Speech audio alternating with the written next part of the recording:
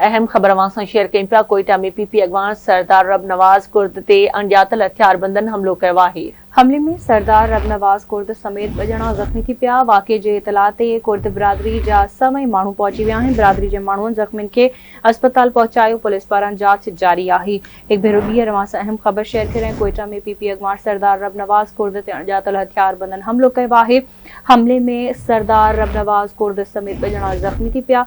वाक़े जे इतला ते कुर्द बिरादरी जा सभई माण्हू पहुची विया आहिनि। बिरादरी जे माण्हुनि ज़ख़्मियुनि खे अस्पताल पहुचायो आहे। पुलिस पारां जांच जारी आहे। तफ़सील मालूम कंदासीं। आवाज़ न्यूज़ रिपोर्टर आज़ाद बलोच खां। जी आज़ाद, छा तफ़सील आहिनि? वाक़े जे हवाले सां आगाह कजो।